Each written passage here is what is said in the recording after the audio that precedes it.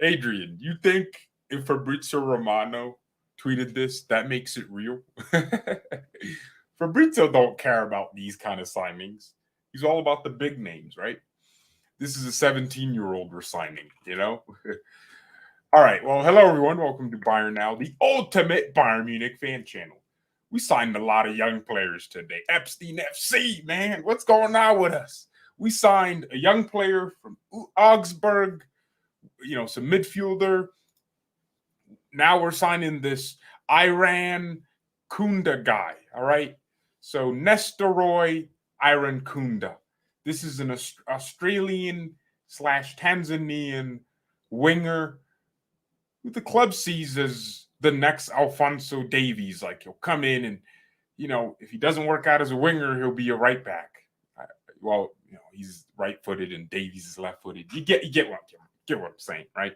So yeah, this is from beIN Sports Australia, and I guess they are super accurate because they didn't even leave the benefit of doubt, right? They just said Bayern have reached an agreement with Australian talent Nestory Irankunda. A delayed day, gosh, that has to be a Nigerian team. No, it's an Australian team, right?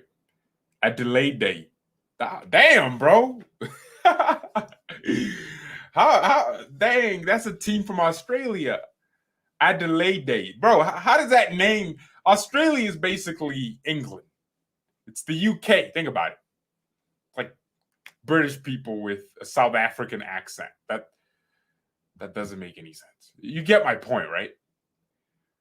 So where's Adelaide coming from? Where's that name coming from? I mean, to put things into perspective, you got Sydney FC, Perth Glory, Western United, Brisbane, and then you got Adelaide. That sounds Nigerian. Anyways, they are set to bank a substantial sum plus add-ons for the winger who will be loaned out for the 2023-24 season.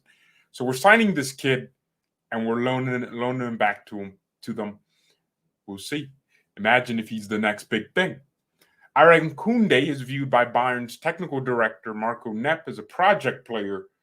Gosh. I hate those words, man. Project. What project? PowerPoint presentation? Boy, talk about projects for me, man. Shut up. We need players for now. I hope we're not paying more than 10 million for this guy. He's 17, and yeah, he could be the next big thing, but he could also be the next big flop. And we're not the perfect club when it comes to giving young players an opportunity to get game time. Look at Gravenberch. We are in May, and Gravenberch is only now being looked at for the starting 11. So, yeah. Yeah, y'all gonna need to chill out with the whole project. All right? If we can't even play the young players at our club now, chill out with project. If he's coming in, he's coming in to play. Matisse Tell, don't send him out on loan. Play him because you bought him to play him. Okay, the equation for Irankunda or Kunda is straightforward. Another bumper season of growth in Australia, and then he will immediately join Bayern's first team squad. So they believe he's good enough for the first team after another season in Australia. And he doesn't even play. The kid has started 0 games, but he has 5 goals and 2 assists this season. He made his debut when he was 15. I wonder how old he is. I mean, he's 17, but what kind of 17? Is he 17 about to turn 18, or is he 17 that, just turned 17? Okay, February 9th, 2006. Damn, bro. These are the next 17-year-olds? Bro, everyone's getting younger and I'm just getting older. I'm 21. Oh my gosh. This guy's 4 years younger than me. Nah, man, this is outrageous. So, yeah, February 9th, meaning he just turned 17. Okay, so he has been playing for about a little over a year and a half now, since he was 15. That is interesting. I don't know. What do we do with players like this? We also signed another guy, Davide Delvide or something. Yeah. Some guy named Davide, some Italian dude. And we're also inquiring about Nürnberg's talent. Can Yilmaz Uzun. This is a 17-year-old German Turk player who's at Nürnberg. Gosh, man. So many youngings. So much news. Oh, Bayern are also willing to pay around 60 million for Randall Colomuani. Frankfurt want 120 million. No, but let's continue on this other 19-year-old we just signed. I forgot his name, but Davide Dell'Erba. Dell'Elba, Italian, So he's being scouted by Mancini's Italy. So he must be good, right? Again, I don't know who this is, right? Bro's name is a password. But hey, welcome to Bayern, man. Welcome to Bayern. You guys want to watch some highlights of this guy? Let's watch some highlights of this kid. Because I ain't watching a full-on Australian league game. I don't care that much. All right? If highlights don't tell us he's a bowler, then I don't know what will. So we're going to watch highlights. I don't want to watch all his goals. I don't want to get copyrighted. We have to be careful with that. Yeah. Oh, man. Okay. Here. We will. 16-year-old Nestory Irankunda is one of a kind. Okay, this other video, 17-year-old Nestory Irankunda is crazy good. All right, watch that one because it has more views. No, lower quality. I ain't trying to watch no low-quality videos. All right, cool. We're going to watch his highlights. And if he doesn't cook, he ain't good. That's all I'm saying, bro. If bro doesn't cook, he's not good. By the way, hit the like button, please. Because we're signing basically the next Ronaldo. Well, I looked at a goal compilation on Twitter. Maybe that's what this highlight will be. But his shot power is good, so that's why I'm saying the next Ronaldo. Right. I have not seen this video. Okay. All right. Don't copyright me, please. Okay. That was scrappy, but kind of like Mane. Mane's dribbling, just scrappy, Oh, drop of the shoulder. That looked nice. Okay, push the ball and run merchant. Is that what he looks like? Okay, good turn there. Good protecting of the ball. Okay, push the ball and run merchant. Okay, his pace is high. That's okay. That was a good fit. Oh my gosh, the power. That's why I said the next Ronaldo. I saw this goal. And I just saw the power. Oh my gosh, free kicks. He can score free kicks. Wow. If he can score free kicks like this, imagine paid kicks. Oh, wow. Bro, that power, that shot power is crazy. He looks very explosive. Oh my gosh. Yo, what a goal. Yo, he's cold. Look at this finish. Nah, that's a good finish. Now, albeit, it's in the Australian league. But, hey, if you score that anywhere, you might be cold. All right. What I look for in wingers that are young is composure, right? Because there are a lot of wingers that can push the ball past players and run and score goals. But what I like in players is composure, right?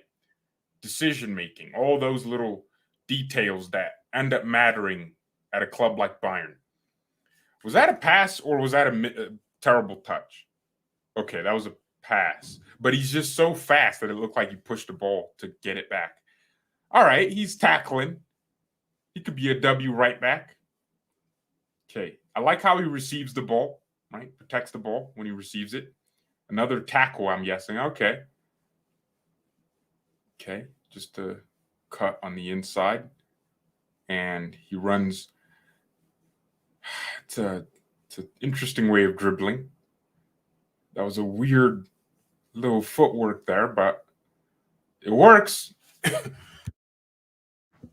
All right. So far, what I've noticed is his finishing is a strong attribute so far. Okay, and his pressing, foot pressing, tackling, like defensive contribution is there. The passing, okay, that was a good pass. That was a very good pass.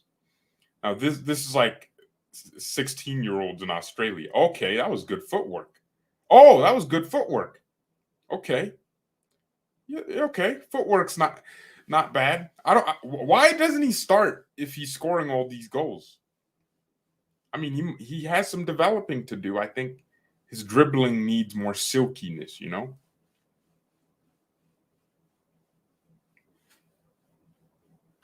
Okay, that was a good layoff. Him playing right back, essentially. So you got to realize he's coming on last 20 minutes and he's giving them these goals. I mean, not even Matisse Tell was scoring like that, you know? All he had was highlights from, but that's League One versus the Australian League. So, okay, well, so far, he's fast. His finishing is very sharp and accurate. I like that. In a winger, that's a very strong trait. One chance, one goal is very important for a winger, especially if your striker doesn't score goals. Set pieces, okay, he can deliver them. Okay, he's the kind of player that you know what I see him, and maybe I'm wrong, but if you guys heard of this guy Ishmael Assar, kind of plays like him, you know, he's really explosive. He needs like curating, like he needs to find that thing that makes him different, you know, because I know a lot of wingers that are fast. They'll never be world class though. Like he needs to just hone in all those skills. Oh my god, okay, it's passing. See, that might be the thing that makes him different, like playmaking, you know? It's easy to find wingers, right? But it's hard to find elite ones. What do you guys think? Next Messi? uh,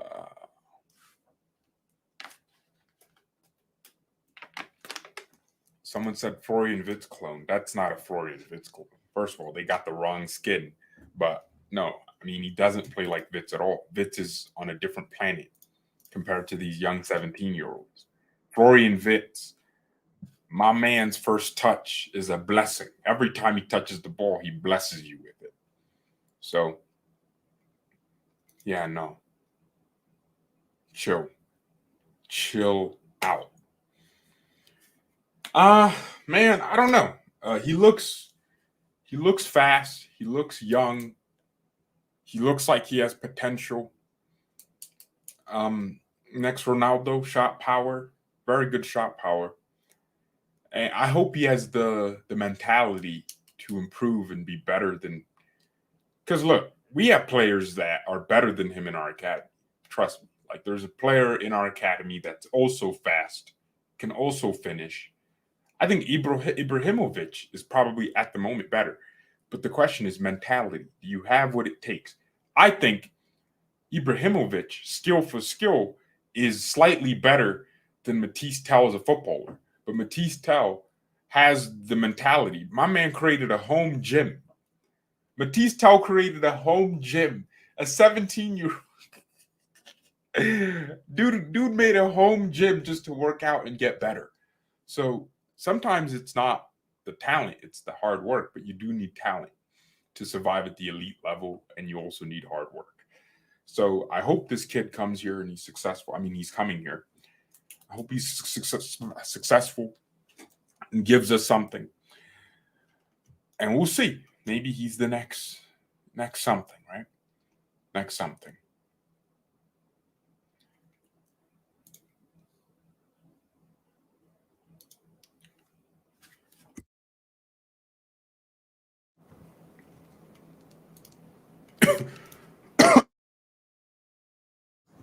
God damn, I'm sick.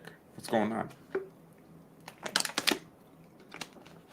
Even Leverkusen will beat Levalona at any time. What the hell's going on? You switched their names? The Barcelona fans in my chat. Oh my gosh. Can we chill for once? Like, I know there's this civil war, and it's a one-sided war because Bayern just beat you all the time.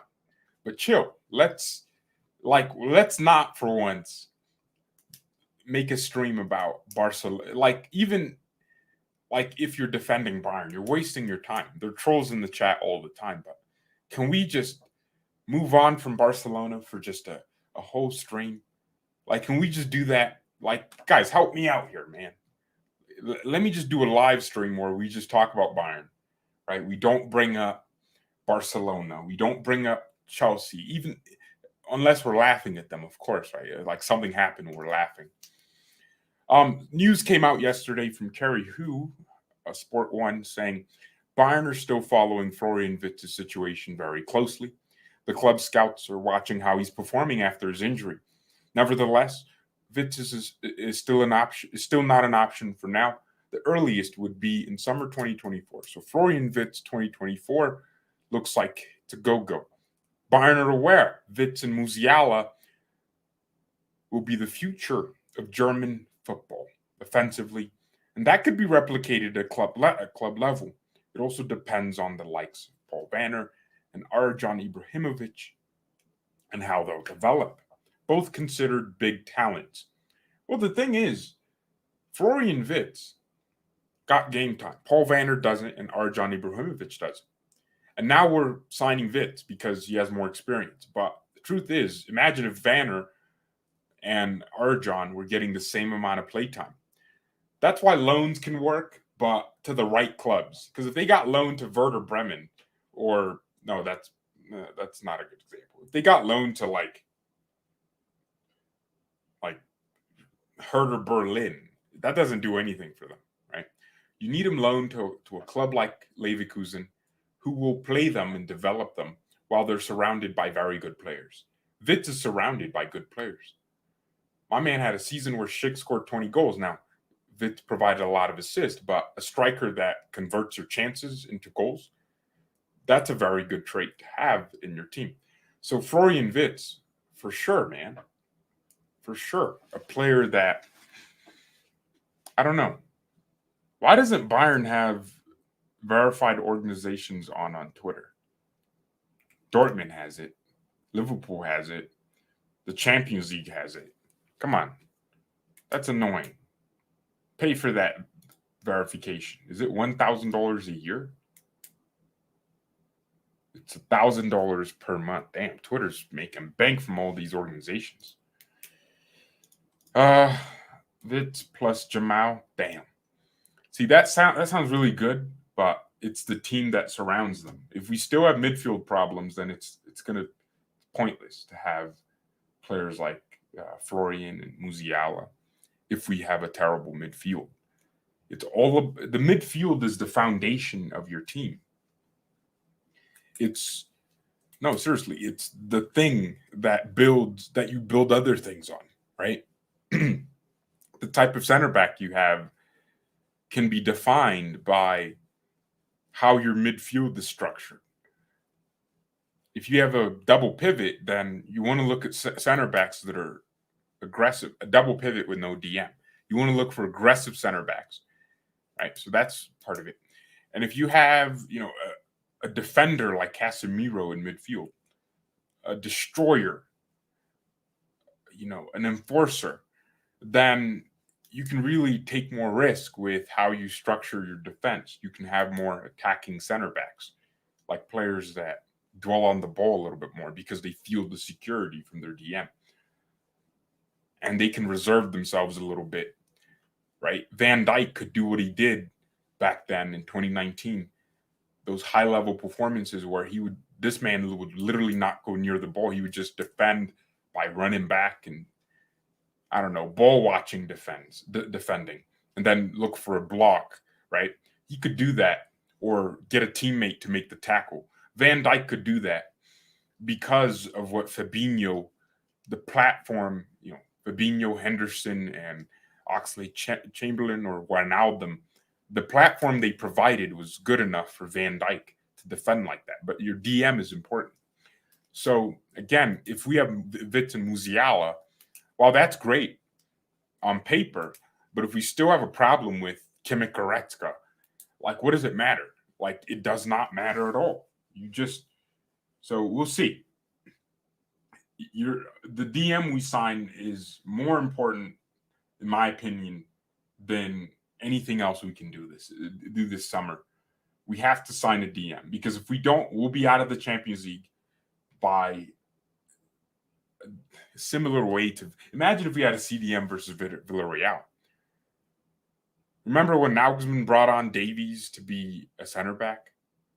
Just then, if that's what we were going for in that game, and the reason he brought on Davies to be a center back was to really have one center back, and then Davies, to kind of play like that, but for him to join the attack. So then we'd really have one center back. But the reason that worked the way it did,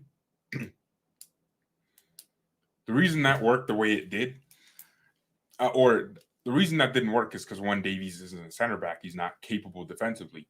But imagine if it wasn't Davies. Instead, we had a DM who had all the energy in the world. We could move to center back. And now you have a DM at center back, and Davies can come on and just explode forward. Your DM is critical. So if we sign anything this summer, and if this club listens to me on any point, signing a DM is the most important thing they can do. Please.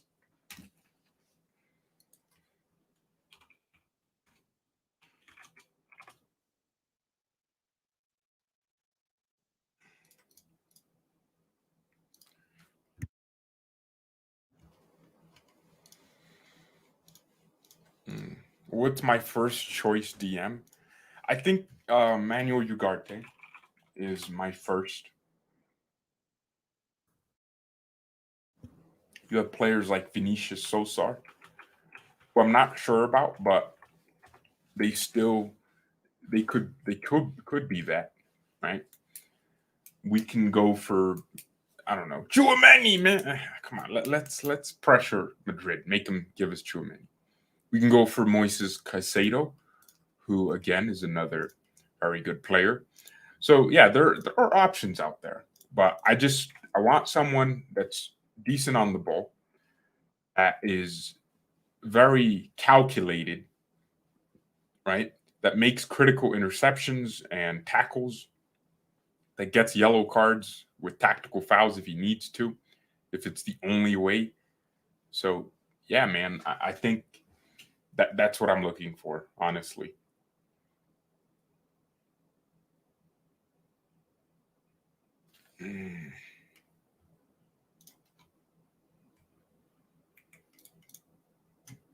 How do we start competing with PL? Oh, we, Bayern alone, are not going to compete with the Prem because we're one club.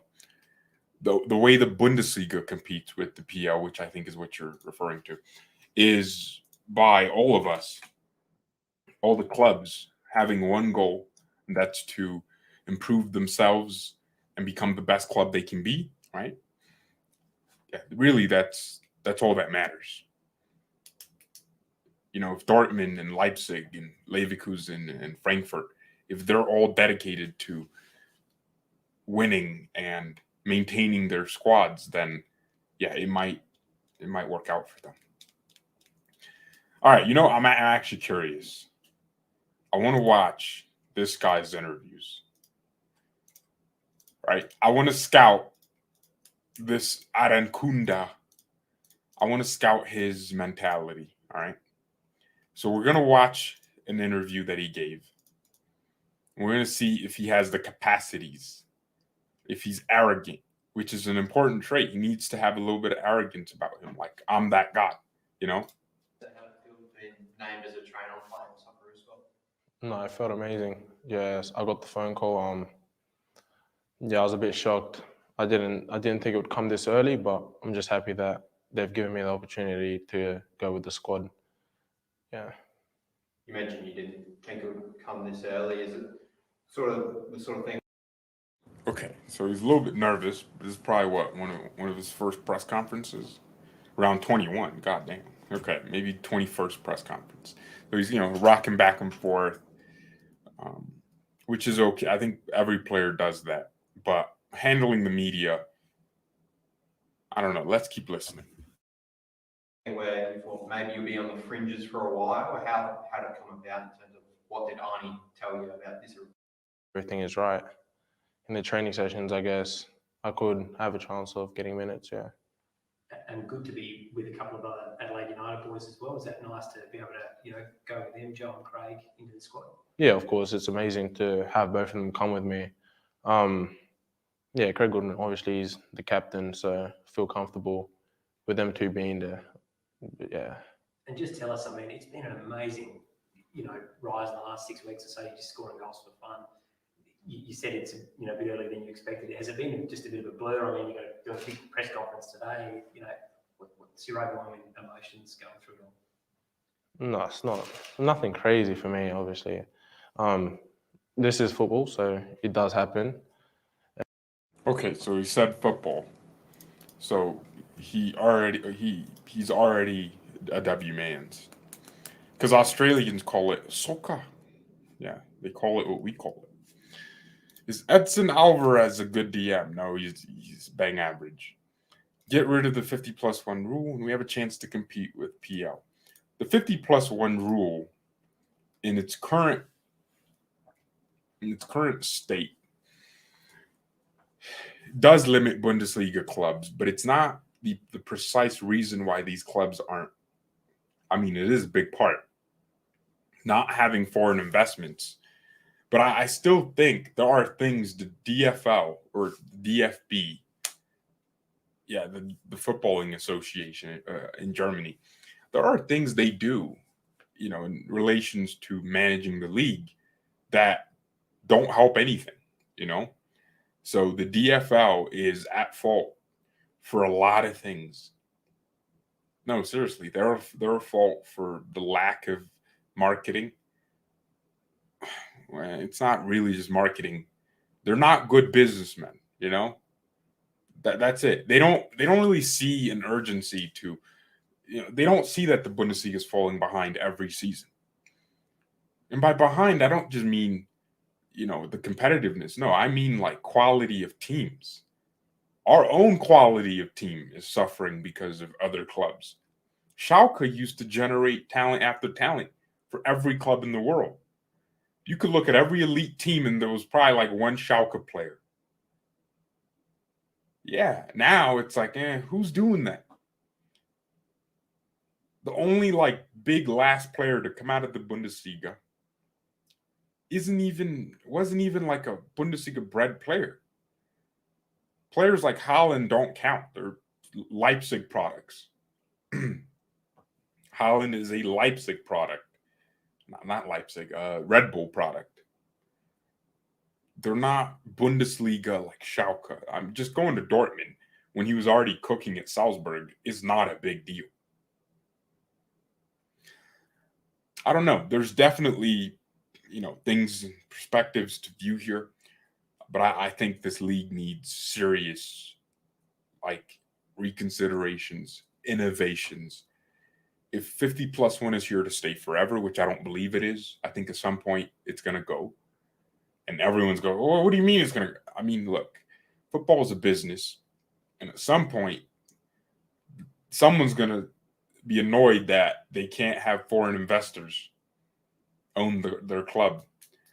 I don't know. Doesn't the proposition of Wrexham United excite anyone in Germany? Think about this, 2 American actors, a Canadian, half American, Ryan Reynolds and some other guy come in, buy a local club that no one really knew about, start investing strategically in this club.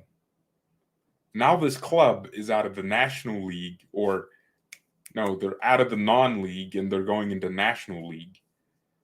And their brand awareness is insane. Like everyone knows who they are. Doesn't that idea excite any German person?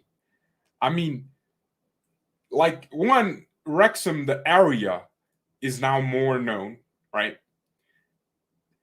I mean, no one talks about this, but it is a relevant point. Red Bull kind of made East Germany, well, not just Red Bull, but wasn't East Germany the part where communism really took place and took root? And it was destroyed by just those things, and it wasn't as fast developing as West Germany. Am I right here or nah? And isn't Leipzig in East Germany? If that's the case, then Red Bull having Leipzig, that's literally hundreds of jobs that pay a lot of money. Think about that. It's not like Leipzig just exists and they just exist for Red Bull. They took an area that no one really cared about. One, they developed a stadium, which cost money, millions. And guess who's getting paid all those millions? The construction workers in the area. So they created jobs, and then the stadium's finished. The club employees, they're going to be people from Leipzig. Like the person that, keeps the groundsman.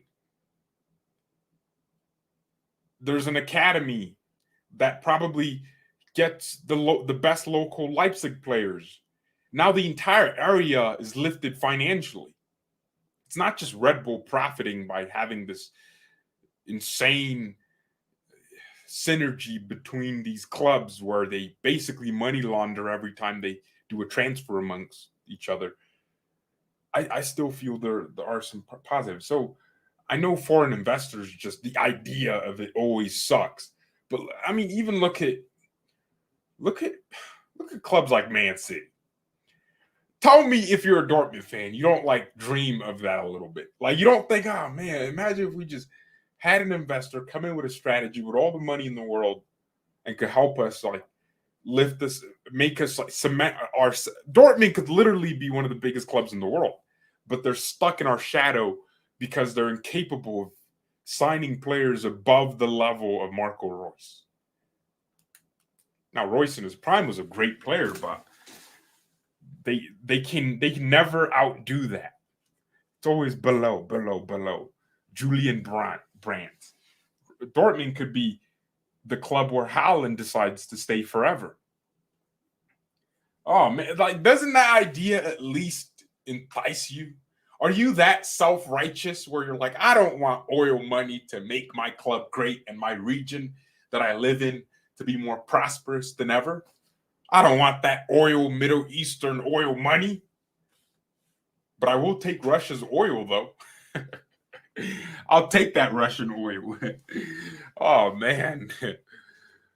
So I'm just saying, I think maybe I don't know. The self-righteousness is an outrageous one. But I think there's some part of me would at least consider it.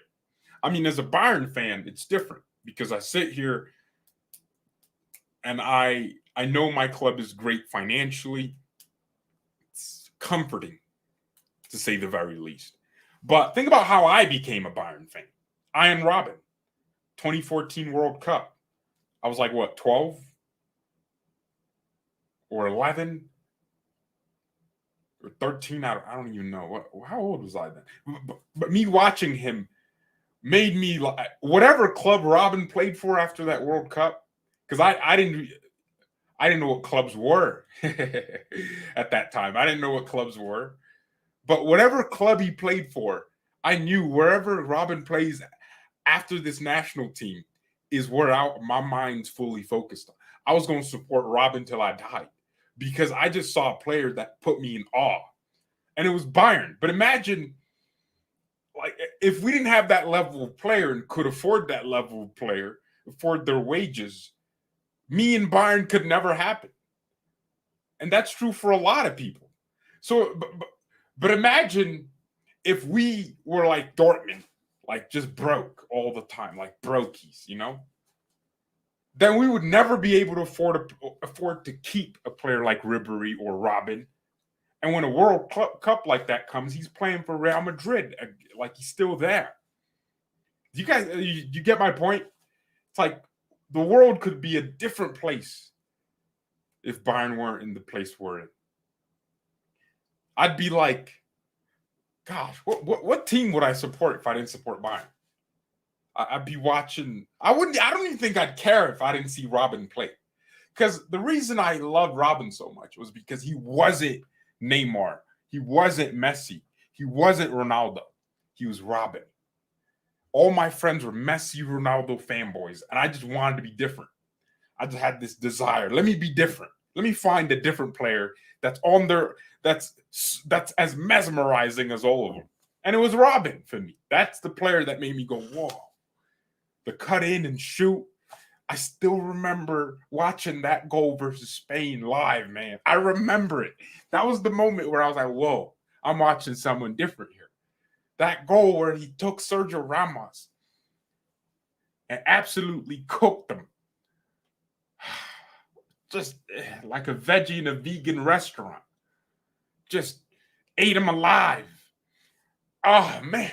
Oh, my gosh. Like sushi, man. It was mesmerizing. And now I'm a Robin fanboy. Now he's forever my GOAT. How could that happen if Bayern didn't have a little bit of money? Now imagine if you're a Dortmund fan. You will never have me. Damn, if Robin played for Dortmund, imagine me supporting Dortmund. Oh my gosh. That would be pain.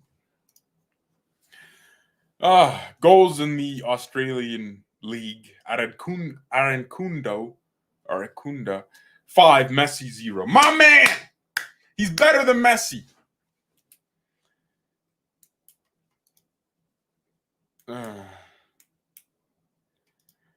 Chris Fraser says, it's not really self-righteous. It's just a vastly different mentality and culture. Nah, I'm still thinking of the Messi comment. Yeah, Messi don't got no Australian League goals. My family are Dortmund fans. We would never want to become City. Hard to explain to most people. You know, I'm not saying you gotta be Man City, but don't you think like at least having the capacity to create a team as good as Man City would be desirable? I mean, imagine Man City with culture. Man City with history. That's Dortmund, right? I don't know. I think but I think the opinion on this is probably changing a little bit.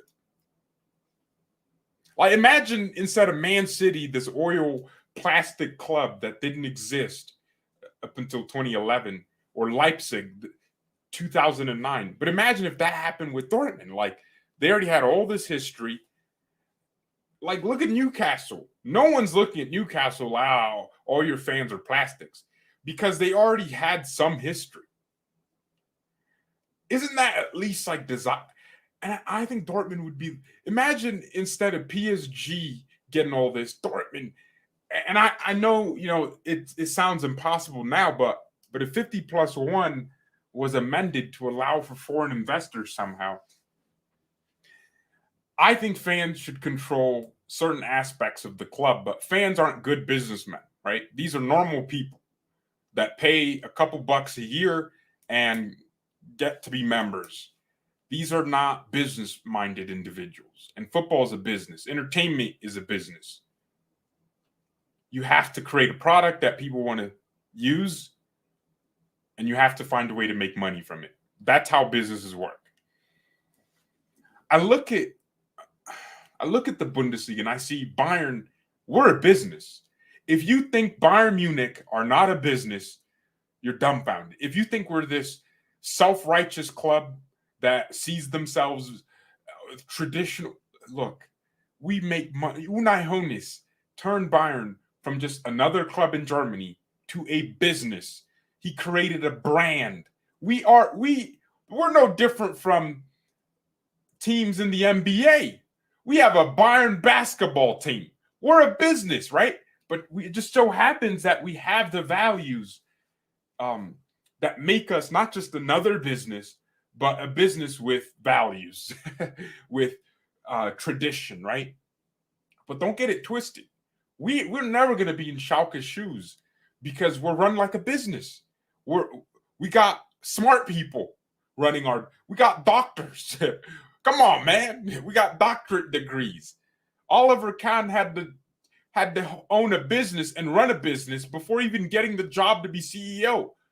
Like, we are, yes, a fan-owned club, but I think Unai Hoeneß developed, and I say Unai Hoeneß because I believe in my heart deeply that he is the source of our modern day greatness. He modernized this club. And by modernize, I mean Bayern could have just been another club we could have been like AC Milan, right? If we weren't run the way we are, we could have had our greatness. Oh, that time we were great. And then we could have had moments where we were crap. But because we're run like a business, the goal was always success over and over again, replicating success, finding ways to innovate. And we're ahead of every Bundesliga club. We have the best brand in the Bundesliga, which allows us the best sponsors. Everyone's complaining about Qatar Airways, but find me a sleeve sponsor that pays 15 million a year. Bro, they pay us just to have their name here. Who looks at the sleeve when it's a business decision? And everyone's like, oh, we don't want Qatar Airways. Are you going to tell me you now suddenly care about? How about when we got an affiliation with Qatar Airways? Where were the complaints then? Because Qatar was doing the same outrageousness. The only reason it's relevant now is because slave labor for the stadiums. But bro, they've been doing that. It's just they did it with other things. Qatar didn't suddenly become or start looking like this advanced first world country. It wasn't just stadiums they used slave labor for. They've been doing this for decades to build a country that looks like Qatar. A country that looks that nice and that modern to host a World Cup with that much technology. You didn't think to yourself, oh man, Qatar's been doing. So what? Where were the complaints then? Is it because it's now the new thing that people got to do, like complain about Qatar, bro? We have an office in China. China's doing worse things than Qatar. Trust me, bro. Qatar's just using them for labor. China's harvesting their organs. Chill out. That's what I'm saying. I'm just saying Qatar looks like saints when you look at China.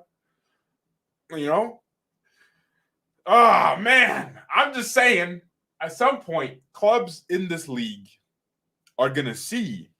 Yes, I think fans should control things like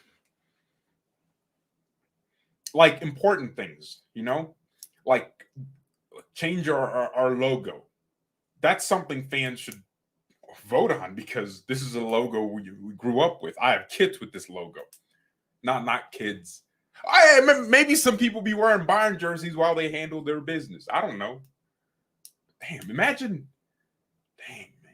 Wait, that's how we could create the next Bayern legend. Like when you handling your business, you could wear a Bayern kit and the baby's gonna come out like loving Bayern. And basically, is that how Thomas Muller was made? Hey, Muller was made just like that. His dad, man. That he was wearing that tricot, that Bayern tricky. That's what happened. And then Muller came out just loving Bayern. As soon as that boy was born, Bayern. Those were his first words. All right. So fans should get a say in the most important things that change the direction of a club permanently, right? Like kits and not kits, logos and I don't know, ticket price. Well, I think if there should be clauses where if ticket prices are increasing by a margin that's too substantial. I think the whole like complaining about UEFA's ticket prices is kind of dull. It's getting so like you got to understand, it's supply and demand. There are a lot of people that want to go to the Champions League games, so the tickets are naturally more expensive. Champions League versus Bundesliga game, very different things. So complaining about the ticket price, it's not UEFA's fault solely. It's the fact that a lot of people want those tickets. They want to go to the games. Secondly, if you compare that to an NBA ticket, guys, to have a good seat in an NBA game or an NFL game or a Super Bowl game, which is the equivalence, in my opinion, of a Champions League knockout game between two big clubs like Man City and Bayern, that the Super Bowl is, bro, you got to pay thousands of dollars just to have one ticket. That's something you could save up money, like all your supplementary income, and then buy tickets, like good seats. You could have terrible seats, and it's still more expensive than a Champions League ticket, where more people care and want those tickets. So I always thought it was weird to complain about ticket prices being just slightly more inflated. And the club has to make money somehow. I don't think it'd be the worst thing in the world if clubs like Schalke just started charging their fans. Imagine getting charged more to watch more aids. No. If you play bad football, you're not allowed to change ticket prices. But fans don't see it as a business decision. It would be a business decision to say, hey, let's you got to pay an extra $5, just to get some tickets here, because you add 30 people's $5, 30 times 5 makes a lot of sense. That's $150,000. Like 30,000 tickets times 5, 150 grand for one match day. Just, bro, that money could change a club's whole entire season. Could allow the club to pay for more staff, which better scouts. I don't know. I'm just saying, the reason the Bundesliga is so far behind is we're run like a charity. The league is like a charity.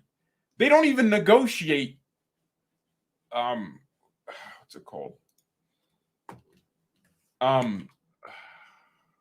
Licensing. The Bundesliga doesn't even.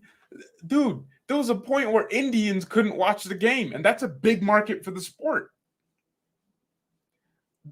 There are countries that can't access Bundesliga games unless they go to a site, one of them third-party sites. Isn't that sad? Doesn't that make you go, oh, why can't I in, this country?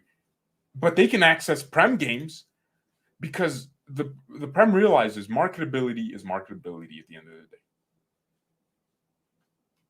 So we need to improve those things. The business aspect of the league is poor. It's unacceptable not to have viewers access to. The only reason the Bundesliga is on ESPN Plus is because Fox Sports probably said this is a waste of our money because maybe no one's watching.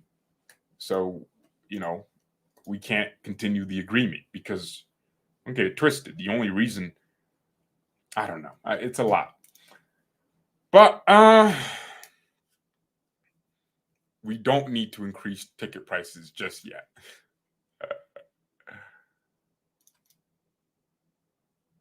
Also, football has become much more commercial. Yeah. It's like you're at a party and everyone's drinking. Like everyone's drinking. And you're sitting there saying you don't drink, right? Like, yeah, I don't drink either. Like, personally, I don't drink. But I would not want to go to a party or a bar where everyone's drinking and try to say, oh, I'm not drinking, and try to act like, no, none of these drunk people are going to realize, bro, they're drunk. they're not going to look at me like this. Oh my gosh. Who just gave the ball away there? I'm watching Leverkusen. Now we turn this from a welcome to Bayern stream for a player. Oh, shoot, that was good from Jeremy Frimpong. Oh, Wirtz, you freaking bowler. Look at that pass.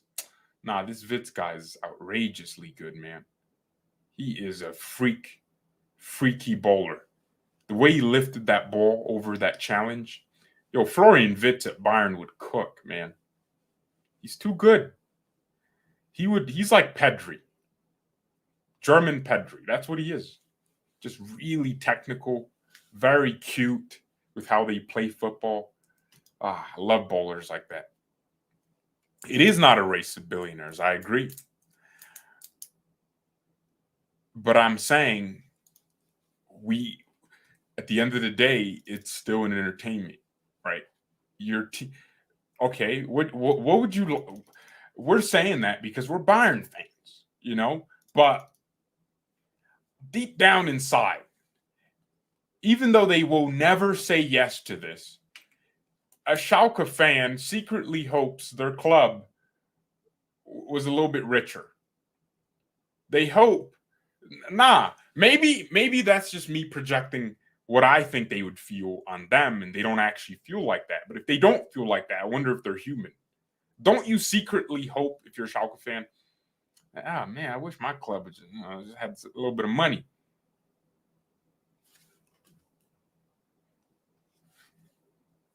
But yeah, I don't know. There's a lot to unpack there.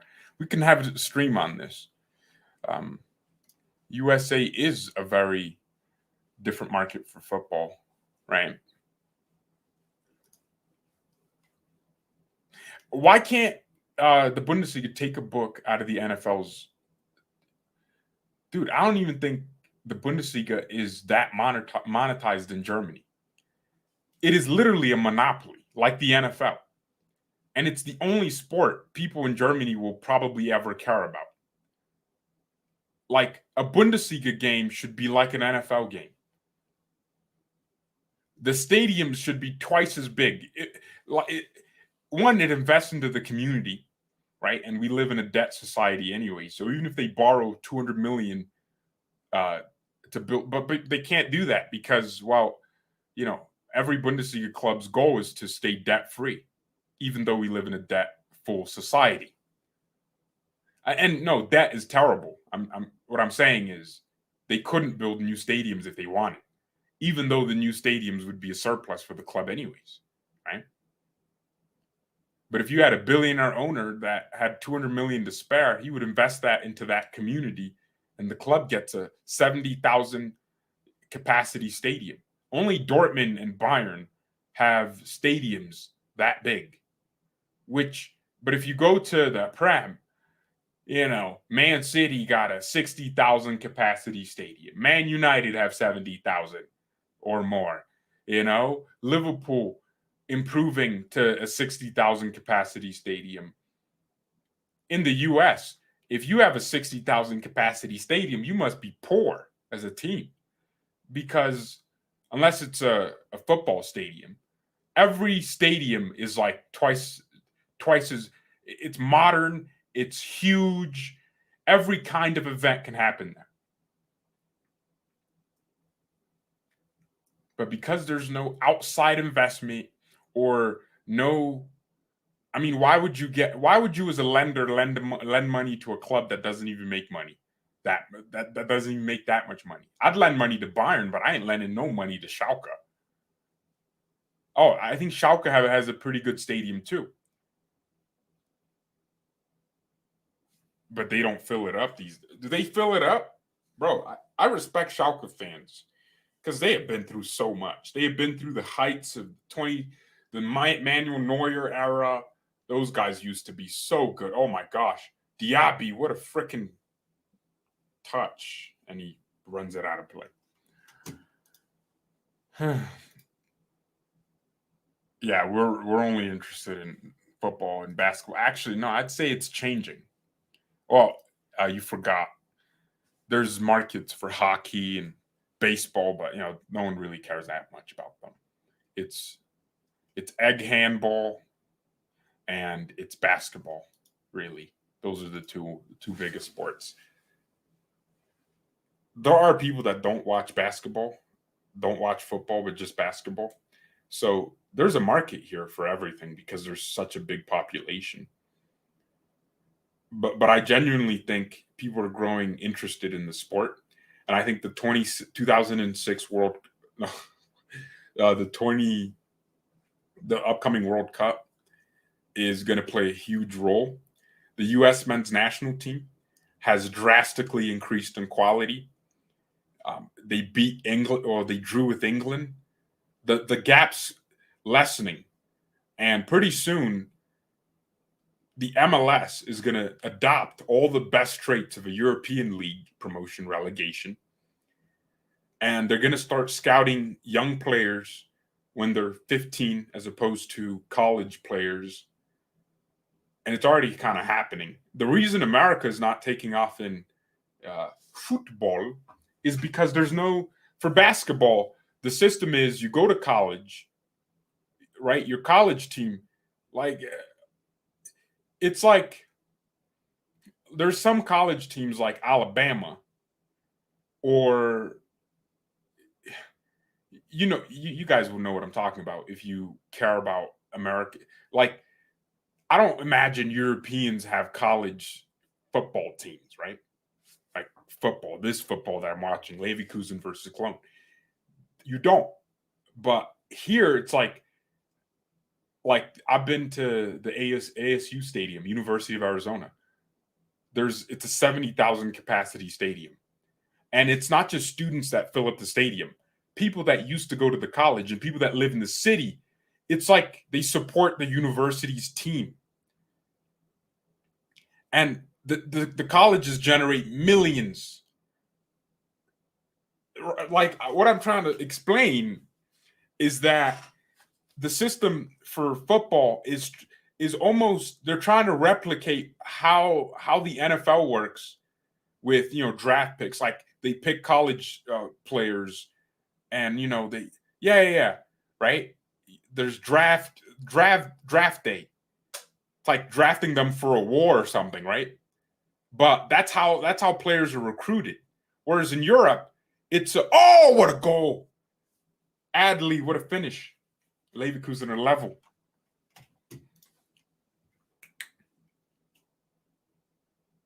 Oh, that's nice. Allianz Arena is getting renovated to 77,000.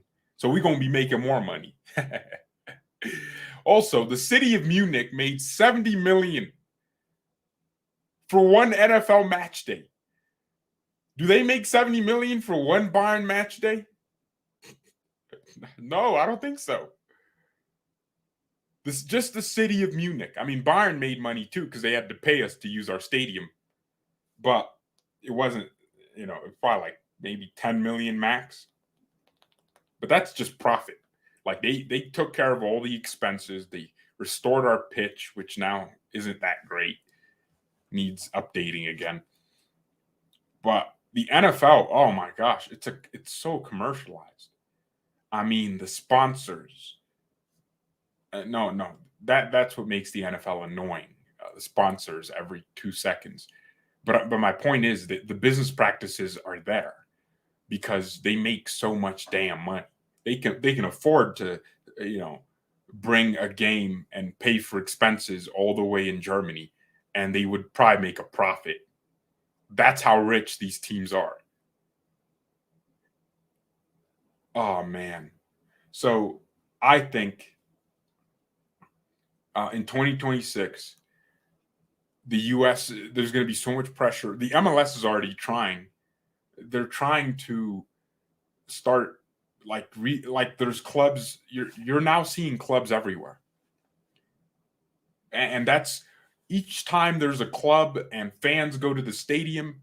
Like, my city has a stadium for our local team, which is in the USL second division, right?